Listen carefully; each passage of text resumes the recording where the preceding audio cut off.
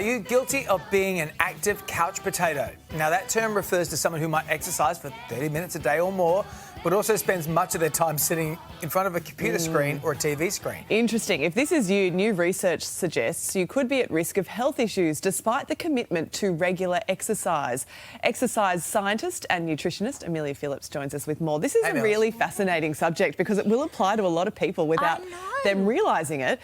What exactly did the research find? Yeah, it's really interesting new research out of Finland where they looked at 3,700 active men and women and they put them into these three categories. So you're active couch potatoes, where you're doing your dutiful 30 minutes a day of exercise, but then you're sedentary all day. You might have a desk job.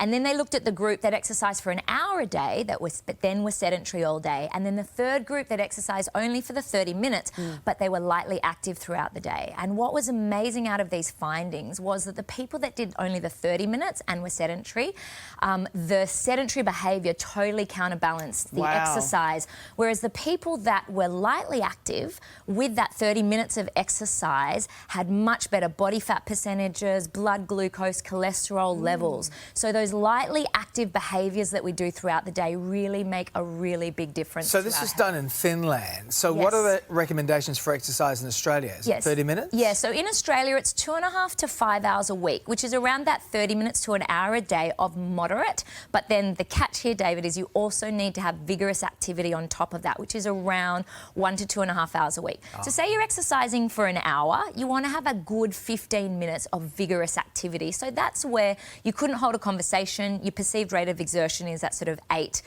out of 10 to 10 out of 10, okay? So that's where you might be pushing yourself. Yeah, you're going for a power walk, but then you're going to break into a jog for 10 or 15 minutes. You're going to hit the stairs, you're going to do the hill runs, things like that. Okay, so what are some easy ways to incorporate more light activity then into our day, especially if you know, a lot of people are stuck in the office? Yeah, and I think this is the real take-home message today, particularly since COVID. A lot of us are working from home a lot more, and we've lost that light activity that we got. Walking to the bus or the train. Correct, or even just walking the halls, going to those meetings. So if you're working from home more and you feel like your light activity is reduced, it's that change in headspace. And I put some tips up on the screen, but that real change in headspace around I'm going to look for active moments in the day. Can I have a walking meeting on the phone with someone instead of sitting down? Wearing an activity tracker is really fun and motivating, and it shows that accumulated activity throughout a day. Get a dog or a ferret. Ferrets need to be walked. A ferret?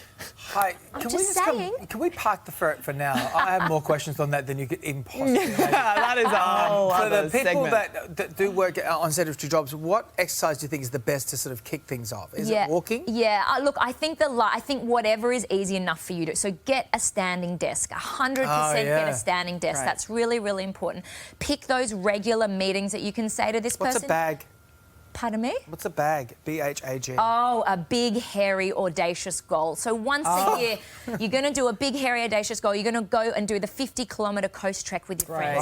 You're going to train for a 10K fun run. A big, hairy, audacious goal. Not a ferret. And a ferret. But that's slightly hairy also.